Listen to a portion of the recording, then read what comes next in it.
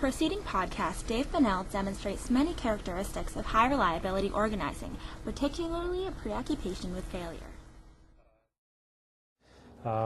In 1985, which was the most severe weather conditions that the northern region of the Forest Service had ever experienced, the RC levels were extremely high, the burning index was extremely high.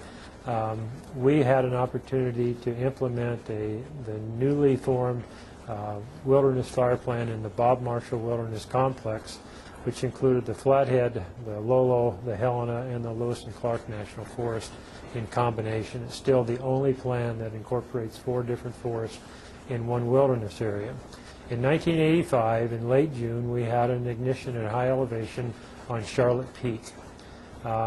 The Charlotte Peak fire was approved as the first major prescribed natural fire in the Bob Marshall Wilderness under the new 4-forest plan, and it drew the attention of many people, including the Washington office.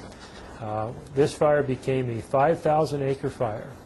At the time, that was the largest fire in the Bob Marshall Wilderness area since 1938. The success of that fire as the largest prescribed natural fire that the country had managed under extremely severe conditions brought a lot of attention to the program. On that fire, we made various predictions. All of them were wrong. We did the best we could with the old TI-59, and I can still see Rich Lasko sitting on a log with this handheld TI-59 running Behave, and every calculation was well below what we actually experienced on the ground, or was extremely aggressive, and the fire didn't move in that direction or at that pace. Within that, we developed the first public safety plan, and a major article was written about that fire in the Smithsonian magazine in 1987, where we didn't do a very good job in implementing that plan on the ground, and we put several people at risk that we didn't even know existed there.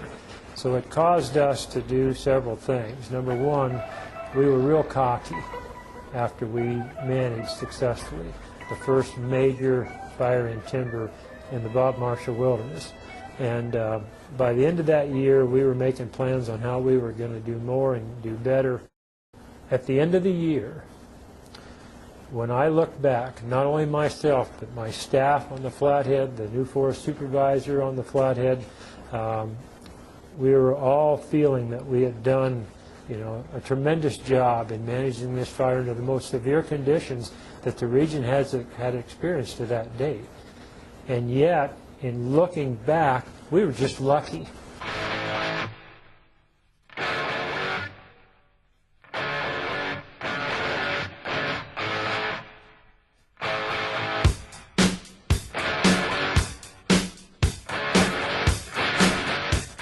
We didn't know about after-action reviews formally at the time, but I think all of us that recognized that we were essentially in over our heads in an emerging program that had tremendous ramifications, I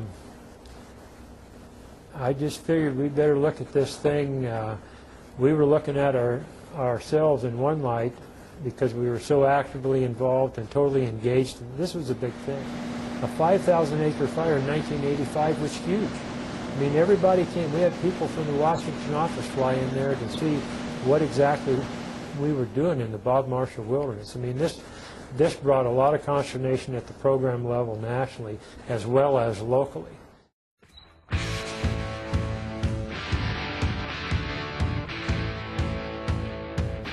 How could this be so good? How could everybody be saying that this was so great? And I knew that August didn't come. What if August had come? It started to rain tremendous the first week of August. Our seasons traditionally didn't end until the 3rd week of August, and on the most severe years it ended right after Labor Day, the 1st of September. So we missed 30 days under a normal year, a normal